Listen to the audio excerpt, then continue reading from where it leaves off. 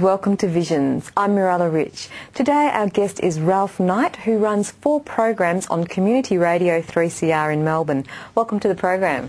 Hello, how are you? Good, thank you. How are you? I'm very well, and thank you for inviting me here. Yeah, can you tell us a little bit about your background for a start?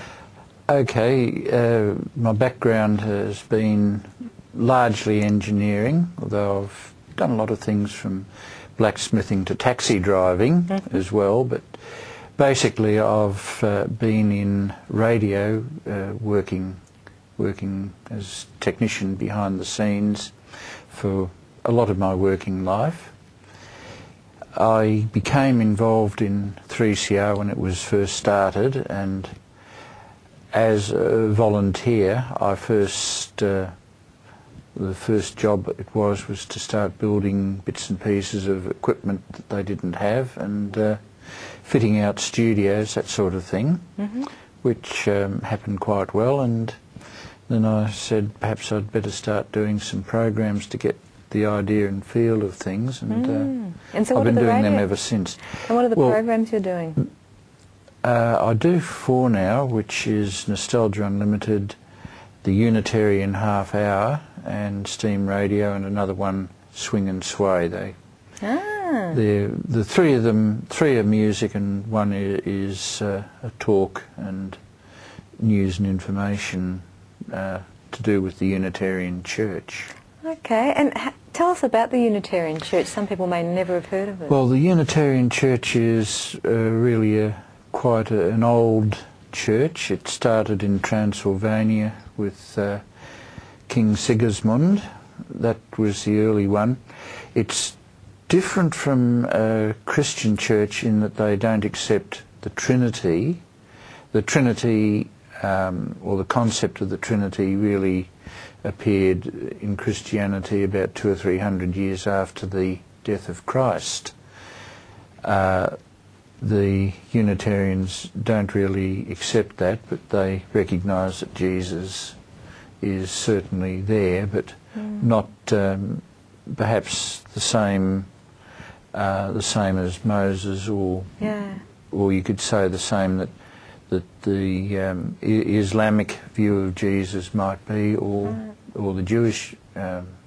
And what attracted you to become involved in the Unitarian Church, and how long have you been involved with it? Okay, well, I first came in contact in the early 60s. I was working at Radio 3XY, and it became my job to cart a big heavy tape recorder down to the Unitarian Church and record some of the proceedings there, and they'd be in due course broadcast.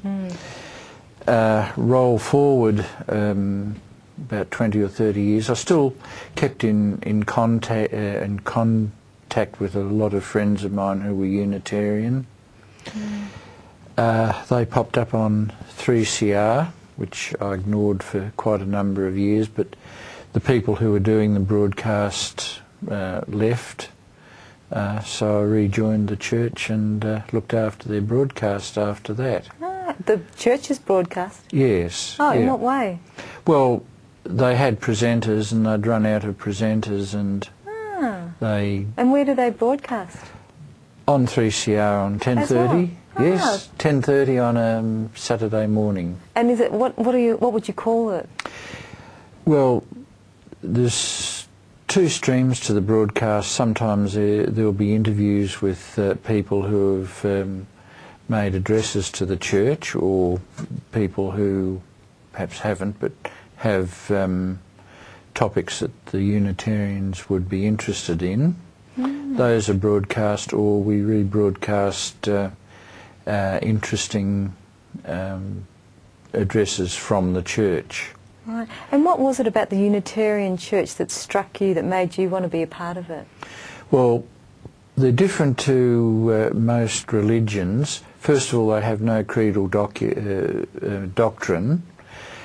which means that you simply decide what their motto is, and is seek the truth and serve humanity, and they try to do those both things as best they can. I suppose I'd be slightly anarchistic, but basically they're not going to tell you what to believe. You make up your own mind as to what extent you want to believe, and that's all right. Okay. Well, how is a service run? Say if someone was to walk in there, what do they? It's fairly conventional. There's a short talk, affirmation, that sort of thing. Positive affirmations. Yes. Wow. Then there'll be a hymn, and then the speaker will, the guest speaker, will address the church on whatever subject is their expertise or bothering them. We've had people like Kurt Esser, for instance, address the church, and he was Justice Nicholson. Oh, so it's not. That's interesting. So It's not a. It's not from the Bible or anything. People can just no. They're public concerns and public welfare and generally very humanist, rather than theological.